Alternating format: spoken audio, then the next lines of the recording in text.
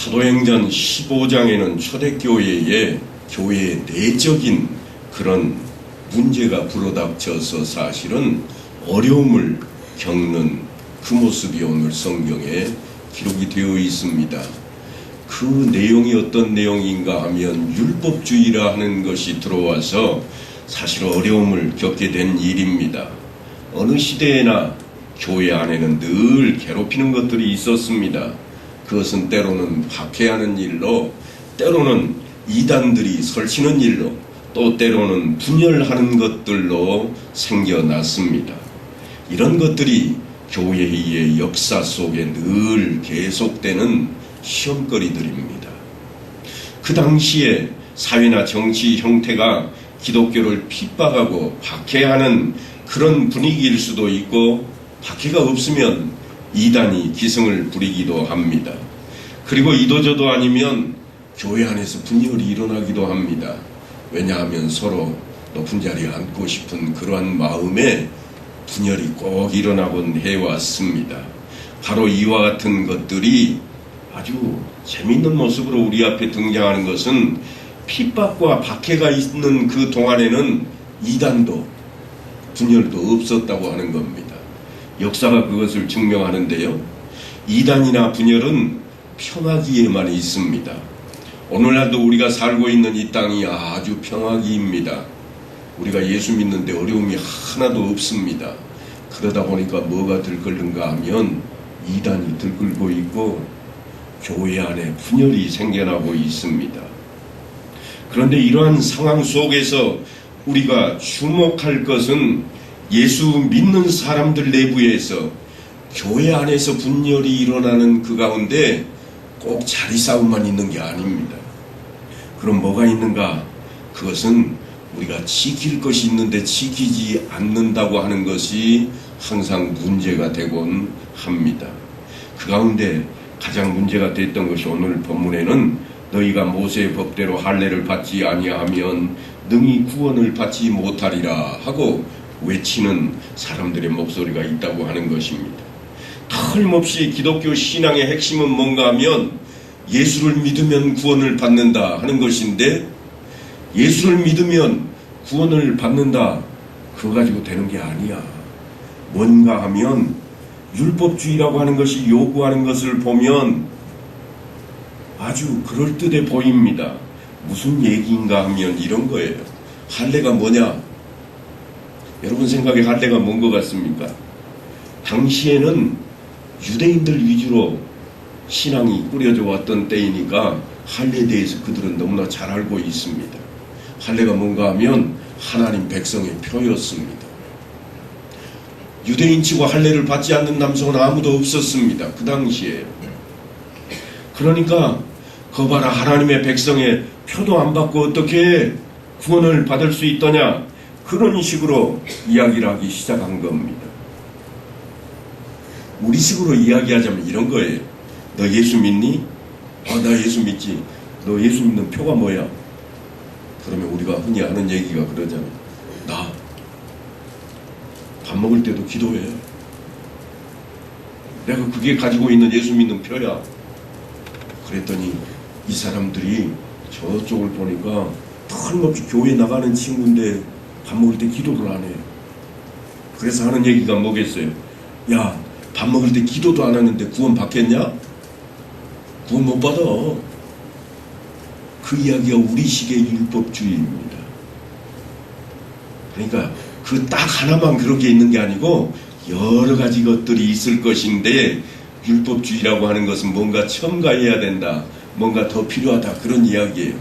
틀림없이 우리가 성경을 공부하고 성경을 읽을 때에는 예수를 믿으면 구원을 얻는다, 그래서 믿기만 하면 된다 그랬는데, 나중에 가서 보니까 야, 식사할 때는 기도해야 돼. 그것도 안 하고 어떻게 구원을 얻는다고 그러더냐 하고 한쪽에서 이야기를 한다는 거예요. 그러면 예수를 믿으면 구원 얻는다 하고 가르치는 사람들이 어떻게 되겠어요? 아니, 그거 가지고 안 된다는데? 그러니까 분란이 일어나기 시작한다고 하는 겁니다. 오늘 이야기는 다름 아닙니다. 그런 이야기입니다.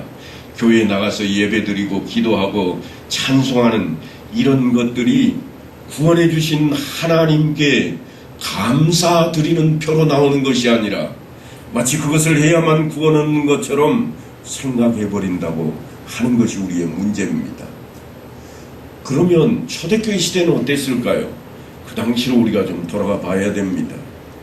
그 당시에는 오늘날처럼 이러한 예배의 모습들이 아니었고 구약시대에 전에 내려오던 것들이 겸해서 있던 때니까 제사를 드리기도 하는 그러한 부분도 있었을 겁니다만 그들이 가지고 있는 사상이 뭔가 하면 율법을 지켜야 하나님 나라에 들어간다고 하는 것이었습니다. 그런데 곰곰이 생각을 한번 해보세요. 율법이 언제 생겼는가? 율법이 누구에게 주어졌는가 하는 겁니다. 율법이 생긴 것은 모세 때입니다. 너희는 내가 택한 백성이라 너희가 나를 택한 것이 아니라 내가 너희를 택하여 세웠노라 하나님께서 말씀하시고 그들에게 너희는 이렇게 살아야 된다. 너희는 이렇게 살아야 될 것이라고 말씀하는 게 뭔가 하면 율법입니다. 그게 십계명입니다. 그래서 하나님께서 택하신 백성, 선민이라면 이렇게 살 것이라 그렇게 되어 있는데 이 사람들이 받아들일 때 어떻게 받아들였는가 하면 그렇게 살기만 하면 하나님의 백성이 될 수 있겠다. 그렇게 받아들였습니다. 왜냐하면 근거가 없는 게 아닙니다. 왜냐하면 이방인일지라도 똑같이 그렇게 유대인 안에 들어와서 그와 같은 모습으로 살면 유대인으로 인정을 해줬거든요. 바로 그런 것들이 문제가 되었습니다. 그래서 그들 안에 율법주의가 생겼는데 이거를 지키지 않으면 구원을 얻을 수 없다고 하는 것까지 발전을 해버렸습니다. 그래서 사도 바울과 바나바가 복음을 증거하러 돌아다닐 때 그들이 뒤쫓아 다니면서 이야기하는 게 세례도 안 받고 구원 얻는다고 말도 안 돼. 너희 저 사람들 말 들으면 안 돼. 저 가짜들이야. 예수를 믿기만 하면 구원 받는다고? 그러면 하나님께서 우리를 택한 거는 뭔데? 이렇게 뒤에서 그들을 회방하고 다녔다고 하는 겁니다. 예수 믿는다고 하는 것이 그렇다면 무슨 뜻인가? 에베소서 2장 8절로 9절을 보면 이렇게 되어 있습니다. 너희는 그 은혜에 의하여 믿음으로 말미암아 구원을 받았으니 이것은 너희에게서 난 것이 아니요 하나님의 선물이라. 행위에서 난 것이 아니니 이는 누구든지 자랑하지 못하게 함이니라. 믿음이라고 하는 것은 우리가 택한 것이 아니라 그렇게 설명하고 있습니다. 누가 지금 설명하고 있는가 하면 사도 바울이 그렇게 설명을 하고 있습니다. 믿음으로 말미암아 구원을 얻었다. 은혜라 선물이라 그렇게 이야기하고 있으니까 반대편을 한번 우리가 살펴봐야 됩니다. 반대편은 뭔가 하면 행위로 말미암는 것입니다. 뭔가 행한 것이 있어야 된다. 그래야 믿음과 반대가 되는 거죠. 그런데 사도 바울은 행위로는 안 된다. 그것은 자랑거리밖에 안 된다. 그렇게 외치고 있습니다. 그러니까 유대인들이 지금 할례 받는 것이 구원의 표라고 외치고 다니는 것은 그들의 자랑거리밖에 안 된다. 그리고 보았지 않느냐? 성령이 임하는 것을 너희가 보았지 않느냐? 할례 받지 않은 이방인에게 고넬료 가정에 성령이 임하시고 하나님께서 놀라운 은총을 베풀었던 것을 너희 중 가운데 으뜸으로 여기는 사도들도 와서 보지 않았더냐? 사도 바울이 자신이 이렇게 외치는 것은 바로 그런 내용입니다. 그러니까 행위로서 난 것이 아니라 오직 구원은 믿음으로 말미암는 것이라. 너희가 모세의 법대로 할례를 받지 아니하면 능히 구원을 받지 못하리라. 그렇게 외치는 것은 잘못된 것이라. 바울이 그래서 로마서 3장에 이렇게 설명을 합니다. 이제는 율법 외에 하나님의 한 의가 나타났으니 율법과 선지자들에게 증거를 받은 것이라. 곧 예수 그리스도를 믿음으로 말미암아 모든 믿는 자에게 미치는 하나님의 의인이 차별이 없느니라. 구원은 차별이 없다. 지금 율법주의자들은 뭐라고 그러는가 하면 차별이 있다고 그러는 거예요. 어떤 차별인가요? 할례를 받아야 된다. 율법을 반드시 지켜야 된다. 그렇게 지금 외치고 있는데 바울이 율법을 지키는 것은 맞는데 할례를 받아야 구원이 있다고 하는 것은 틀리다. 앞뒤가 다른 것이다. 지금 그렇게 설명을 하고 있습니다. 율법 외에도 하나님의 한 의가 나타났다. 너희가 그렇게 자랑하는 믿음의 조상 아브라함을 봐라. 그가 율법이 있던 때에 태어났더냐? 그는 율법이 없는 때에도 하나님께서 그를 의로 여기시고 그의 믿음으로 말미암아 그를 하나님께서 택하신 게 아니더냐? 그렇게 그들 앞에 펼쳐나갑니다. 좀 어렵게 들리시는가요? 좀 쉽게 한번 이야기를 해보십시다. 우리 원로 장로님이 저 뒤편에 지금 우리와 함께 예배를 드리고 있습니다만 지금이니까 어린이집을 안 하시지만 옛날에 어린이집 하시는 걸로 모든 사람들이 다 알고 있었던 것 같아요. 어느 날 한 분이 오셔가지고 저에게 질문을 합니다. 제가 총에 가 있을 때 이야기입니다. 그러니까 여기 사는 얘기가 아니에요. 여기서 같으면 제가 직접 끌고 가서 여기입니다 할 건데 총회 자리에 한 분이 와가지고 그 엄다교회 오셨어요? 예, 그렇습니다. 거기 목사님이십니까? 예, 제가 거기 요즘 담임으로 있습니다. 그랬더니 하시는 말씀이 정영배 장로님 잘 계십니까? 예, 잘 계시죠. 혹시 정영배 장로님 집이 어딘지 아세요? 그래서 제가 자신있게 이야기했습니다. 예, 엄다 어린이집 가시면 만나십니다. 그랬더니 그분이 한 번 더 질문을 하는 거예요. 엄다 어린이집이 어디 있어요? 가만 생각하니까 엄다교회 옆이더라고요. 그래서 예, 엄다교회 옆에 있습니다. 이야기가 어떻게 되는 거예요? 여러분 그렇게 하면 찾아오실 수 있겠어요? 엄다교회 옆에 어린이집에 우리 정장로님이 계시다는데 여러분 그 말만 듣고 찾아올 수가 있습니까? 찾아올 수 없습니다. 그 이야기는 여기 와 있을 때 가능한 이야기입니다. 엄다교회가 어디입니까? 저기 앞에 보이는 돌로 된 저 교회예요. 어린이집은요, 그 옆에 있습니다. 그러면 누구라도 찾아올 거예요. 지금 율법주의에 관한 이야기가 그런 이야기입니다. 무슨 이야기인가 하면 엄다교회 옆에가 엄다 어린이집이 있습니다. 구원을 받으려면 할례 받아야 됩니다. 지금 그 이야기를 하고 있는 거예요. 그러니까 누가 봐도 답답한 이야기입니다. 그 답답한 이야기가 오늘 성경 속에 기록이 되어 있습니다. 우리는 안 그럴 것 같으세요? 세대가 다르니까. 우리도 마찬가지입니다. 우리가 믿음이 좋다고 하는 사람들 한번 생각해 보세요. 어떤 사람을 믿음이 좋다고 그러세요? 예수 믿는 사람을 믿음 좋다 여러분 그렇게 말씀하시는가요? 예수 믿는 것은 눈에 잘 안 보이니까 눈에 보이는 걸로 우리가 이야기를 합니다. 눈에 보인다 그 말은 행동이 있다는 이야기입니다. 그래서 믿음 좋다고 할 때에는 뭐라고 그러는가 하면 저 사람 기도 열심히 하잖아. 믿음 좋은가 봐. 저 사람은 주의를 한 번도 빼먹지 않았대. 얼마나 믿음이 좋은지 몰라. 우리가 그렇게 말을 하잖아요. 그런데 놀라지 마십시오. 교회 역사 가운데에 한 교회의 목사가 한 교회의 장로님인데 돌아가실 때 예수를 부인하고 가신 분들이 계세요. 어떻게 생각하세요? 믿음이 좋아서 예수를 부인하고 세상을 떠났을까요? 행위가 모자라서 그랬을까요? 목사로서 평생을 살았다면 틀림없이 누가 봐도 예수 믿는 사람이라 그랬을 것이요.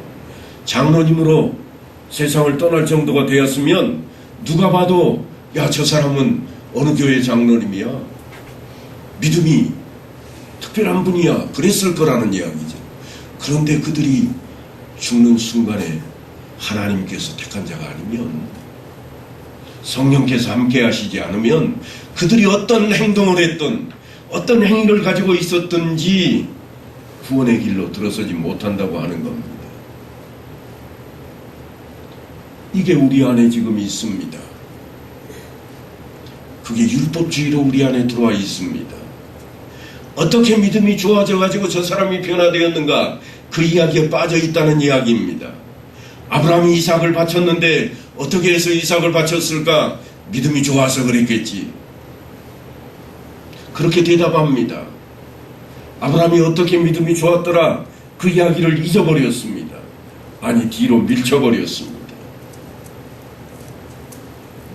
율법에서만 맴돌고 있다고 하는 것이 사도 바울의 지금 그 이야기입니다. 로마서 3장 25절에 보면 이 예수를 하나님이 그의 피로써 믿음으로 말미암아 화목제물로 세우셨노라 그럽니다. 예수 그리스도가 예수를 믿으면 구원을 얻는다, 틀림없이 그렇게 이야기했는데 그 예수 그리스도가 어떻게 왔느냐? 하나님께서 그를 그의 피로 세우셨다. 그의 피로 어떻게 세웠는가? 화목제물로 세우셨다. 다시 말해서 우리와 화목하기 위해서 하나님께서 우리의 죄값을 대신해서 그를 세웠노라. 그게 십자가입니다. 그것을 잊어버리고 그것을 뒤로 밀쳐버리고 나니까 보이는 것이, 우리 눈앞에 보이는 것이, 아, 저 사람은 기도 열심히 해, 저 사람은 한 주도 빼먹지 않았어 하는 것이 보이고 있다는 거예요. 그 안에 있는 원래의 것을 우리가 놓쳐버리고 있습니다. 그 안에 무엇을 놓쳐버리고 있는가 하면 예수를 믿는다고 하는, 십자가를 믿는 그 믿음이 사라져버렸습니다. 교회만 열심히 다닌다고 되는 게 아닙니다.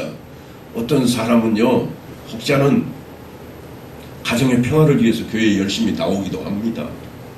없을 것 같으세요? 어떤 사람은요, 장사 잘 되게 하고자 교회에 열심히 나오는 사람도 있습니다. 이번 주에는 이쪽 교회 큰 교회 한번 나가고 다음 주에는 저쪽 교회 큰 교회 한번 나가서 내 장사가 잘 되게 하자. 실제로 잘 되거든요. 왜냐하면 이 교회에서도 신방하면서 가서 장사를 돕고 저 교회에서도 와서 돕고, 믿음에 그 목표가 있는 게 아니라 장사하는 데 목표가 있습니다.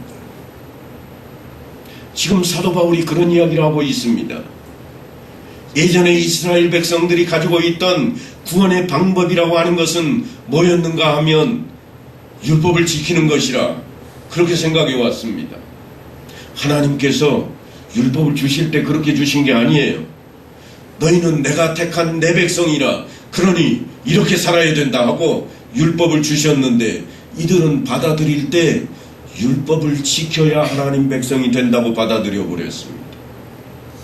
이미 하나님의 백성인 것을 그들은 잊어버리고 있는 겁니다. 그걸 잊어버리니까 다른 작은 유혹들에 넘어가는 겁니다.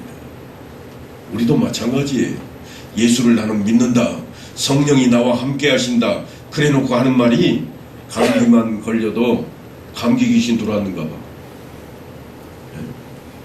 우리 그렇게 생각도 하는 분들 계시잖아요. 그러면 저 요즘 이렇게 코맹맹이 돼 있으니까 코맹맹이 귀신이 들어와 있을까요? 여러분, 확신을 가지셔야 됩니다. 내가 예수를 믿는다면 내 안에 성령이 들어와 계시고, 성령이 계시는데 감히 무엇이 접근을 할 수 있다는 말입니까? 그런 확신도 없이 믿음을 가지고 있다면 온전한 믿음이 아니라고 하는 겁니다. 지금 사도 바울이 그 이야기를 외치고 있는 겁니다. 십자가의 법칙이 믿음의 법칙인데 그거를 왜 잊어먹고 살아가고 있느냐? 그게 있어야지 율법인 할례가 무엇이 그렇게 중요하더냐? 그래서 마치 사도 바울이 이야기하는 내용을 성경을 읽다 보면 이 사람은 율법을 내팽개쳐버린 것처럼 여겨질 때가 있습니다. 그러나 율법을 내팽개친 게 아닙니다. 율법은 지키지 않아도 된다, 그런 이야기가 아니에요. 몽학선생 이야기를 하니까 이제는 율법은 필요 없다, 은혜만 있으면 된다, 그렇게 생각할 수 있지만 그런 차원의 이야기가 아닙니다.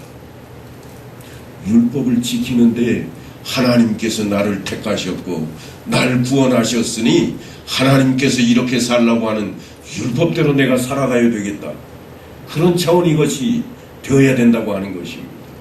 그걸 지켰으니까 구원은 내 것이라, 그런 차원이 아닙니다. 로마서 3장에서 사도 바울은 유대인뿐만 아니라 이방인에게도 하나님이시여 할례자도 무할례자도 그 하나님 앞에 있고 믿음으로 말미암아 의롭다 하심을 받았노라고 외치고 있습니다. 그러니까 차별이 없다는 이야기입니다. 동일합니다. 왜냐하면 나 같은 사람을 위해서도 예수님께서 십자가에 피 흘려 대속 제물이 되어주셨고, 내가 생각하기에 별것 아닌 것 같은 저 사람을 향해서도 예수님께서 십자가에 피 흘려 대속 제물이 되어주셨다고 하는 겁니다. 그거를 놓쳐버리니까 내가 좀 더 나아 보이는 것 같고, 내가 좀 더 있어 보이는 것 같고, 그런 이야기를 하는 겁니다. 그래서 예수님께서 뭐라고 그래요? 제자들을 향해서 하시는 말씀이 이 믿음이 적은 자들아. 그들이 구원받지 못했다고 외친 게 아닙니다. 너희는 내 편 아니라 그런 말씀이 아니에요. 믿음이 적다 그런 표현을 썼습니다. 왜 그것을 놓치느냐? 내가 십자가에 못 박혀 죽을 것인데 그것은 대속제물이 되어서 너희의 죄값을 내가 다 짊어지게 될 것이라, 그 이야기를 내가 틀림없이 너희 제자들에게 했는데 너희는 왜 그것을 잊어버리고 있느냐? 아니 생각도 하지 않고 있느냐? 그 말씀입니다. 그래서 믿음이 적은 자들입니다. 그리고 하시는 말씀이 기도 외에는 이런 류의 일이 일어날 수 없느니라. 무슨 이야기인가 하면 네가 하려고 하지 마라. 그러니까 안 되지. 그 이야기예요. 하나님께 맡기고 하나님께서 하시도록 해야 될 일을 우리는 늘 내가 해보겠다고 덤빕니다. 내가 아니면 안 된다고 덤빕니다. 그러니까요, 좀 더 나아 보이는 사람이 보이는 거잖아요. 눈에 저 사람이 나보다 기도 많이 하니까 좀 나아 보일 것 같고, 저 사람은 목사님이니까 더 나아 보일 것 같고. 그 이야기가 무슨 얘기예요? 세상 사람들이 용하다고 하는 무당 찾아가는 것과 뭐가 다릅니까? 더 나아 보인 게 용한 사람이죠. 나는 못하는데 저 사람은 좀 할 것 같아. 그게 용한 무당이죠. 교회를, 믿음을 우리가 그런 식으로 호도하면 안 됩니다. 여러분 곰곰이 생각해 보세요. 우리 아들이 둘이 있는데요. 훈이와 은이 둘이 있는 건 다 아시죠? 그런데 내가 못났다고 우리 아들이 저 사람이 내 아버지하고 바꿀 수 있을까요? 바꿔버리면 어떻게 되는 거예요? 옛날식 우리 선조들 이야기로 후리아들놈 그러잖아요. 또 한마디 더 합니다. 호로자식. 그 이야기가 무슨 얘기인가 하면 아버지 없는 자식이라는 뜻이에요. 그렇게 될 수 있는가 하는 이야기입니다. 그렇게 될 수 없는 거예요.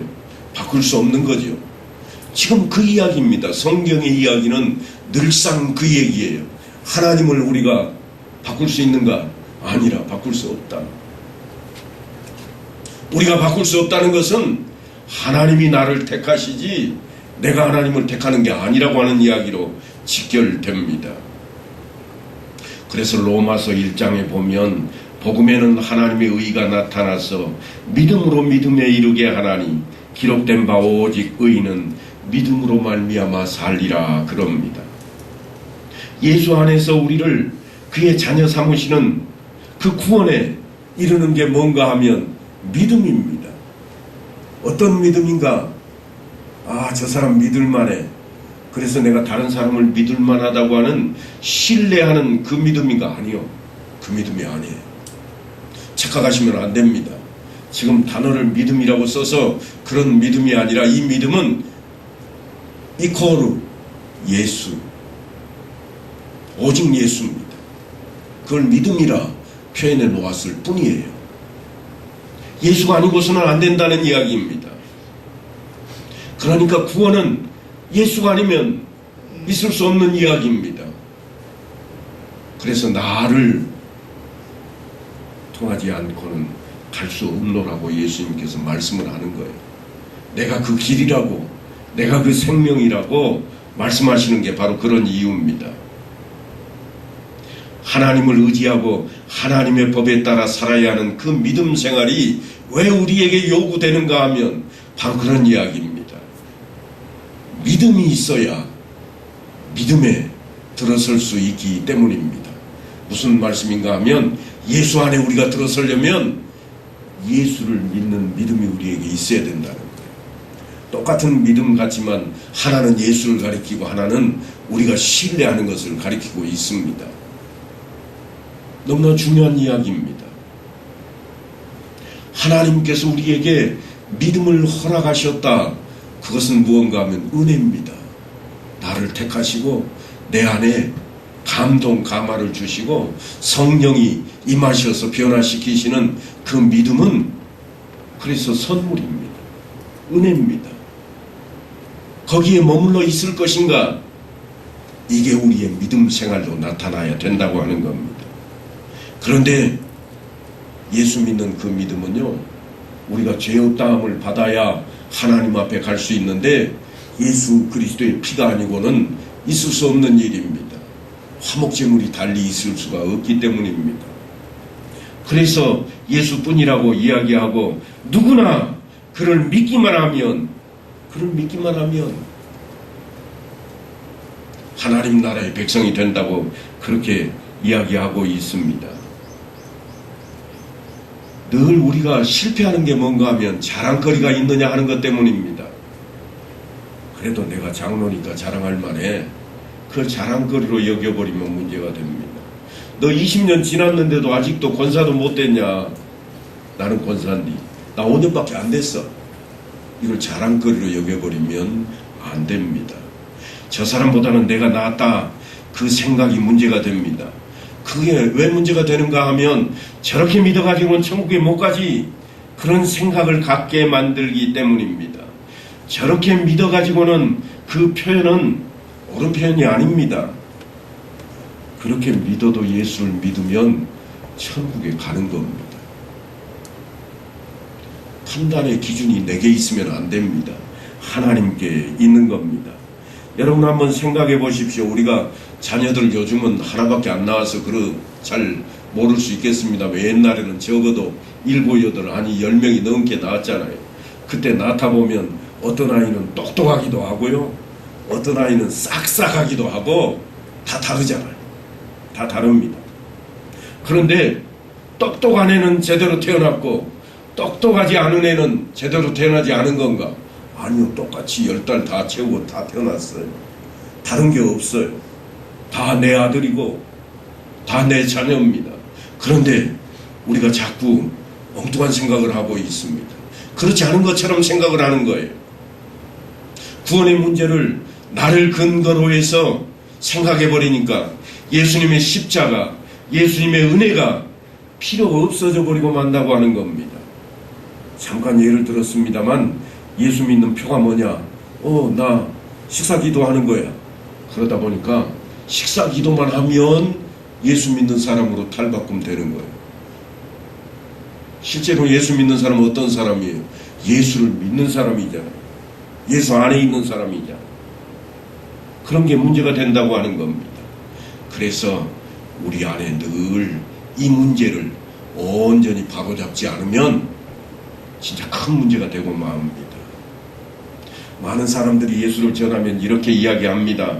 다 망했는데 지금 교회 나가는 것은 조금 껄쩍지근해서 내가 조금만 나아지면 나갈랍니다.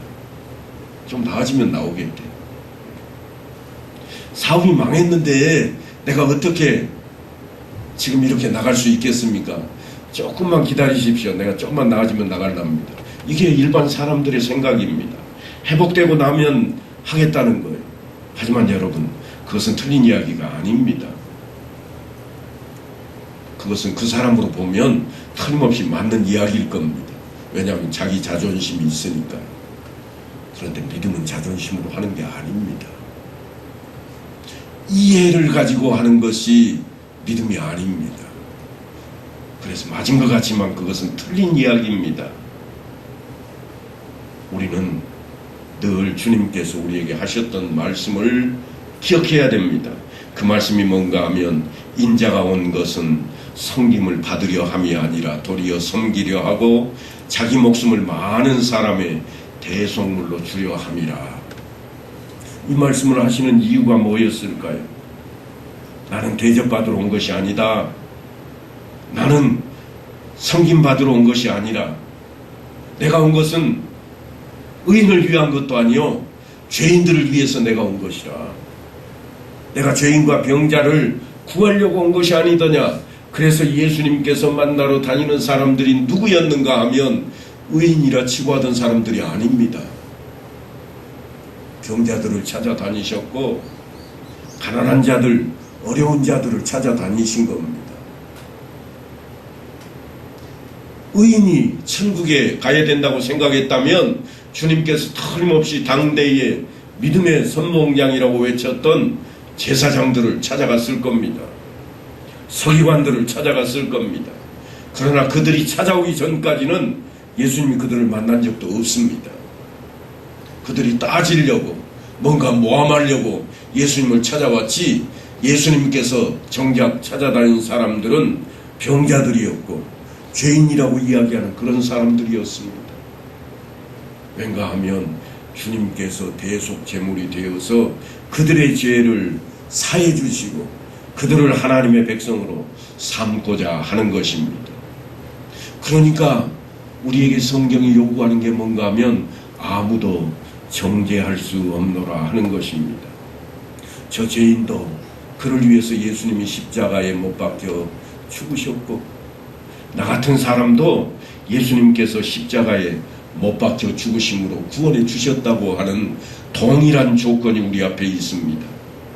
나는 그저 쓸만하니까 별 4개 달고 있는 대장쯤 되는 천사가 와서 마중을 하고, 저 사람은 별 볼 것 없어서 짝대기 4개 달고 있는 병장이나 되는 그런 하급류의 천사가 와서 맞이하는가? 그렇지 않다고 하는 거예요. 차별이 없습니다. 우리가 받는 것은 은혜요. 그 약속에는 하나님께서 주시는 선물이 우리 앞에 펼쳐지고 있습니다. 그러니까 우리 마음속에 혹이라도 저런 것도 교회에 나오다니 하는 생각이 없어져야 됩니다. 우리가 모두 은혜를 입었음을 절대로 놓쳐서는 안 될 것입니다. 오늘 어떤 사람들이 유대로부터 내려와서 이미 사도 바울이 복음을 증거했던 사람들 앞에 나타납니다. 그러니까 이 사람들은 어떤 사람들인가 하면 뭔가를 아는 사람들입니다. 선생 될 만한 사람들입니다. 그들이 와서 뒤에 가르칩니다. 야, 저 사람이 가르치는 것 잘못되었어. 이게 진짜야 하고 이야기하는 게 뭔가 하면 너희들이 그 사람 말대로 예수 믿는 것 부정 안 해. 하지만 할례는 받아야 돼. 이런 이야기였습니다. 오늘날 우리 안에도 그런 것들이 틀림없이 있을 것입니다. 다른 사람들을 향해서 우리가 언행을 조심해야 될 그런 부분입니다.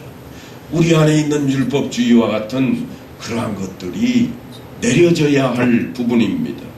이제 우리 자신이 어떠해야 할지는 분명해졌습니다. 예수 안에 있는 우리, 하나님의 은혜로 예수 그리스도의 그 피공로로 말미암아서 우리가 죄사함을 받고 구원을 받게 되었다면 나뿐 아니라 상대방도 그와 같은 처지에 있는 사람이요 차별되지 않는 사람입니다. 바로 그를 위해서 우리가 기도하고 엎드려서 함께함으로 오늘 우리와 함께 예배드리며 이 자리에 나온 박준하 성도님처럼 함께 엎드리고 기도해서 합력하여 선을 이루고, 또한 우리 모두가 손에 손을 잡고 예수 그리스도의 그 사랑 안에서 하나님 나라의 백성이 되어야만 할 것입니다. 그래서 하나님께서 우리에게 베푸시는 동일하고 무한하신 그 사랑과 은혜가 우리의 말 한마디, 우리의 행동 하나로 방해되어서는 안 됩니다. 우리의 영혼이 하나님 안에 있음을 꼭 기억하시고, 또한 평화기에는 늘 미혹의 영들이 설친다는 것을 잊지 마셔서 주를 믿는 어떤 주님인가, 십자가의 내 죄를 위해 달리신 그 주님을 믿는 믿음으로 나아가서 하나님 나라의 귀한 생명들이 다 될 수 있게 되기를 간절히 축원합니다.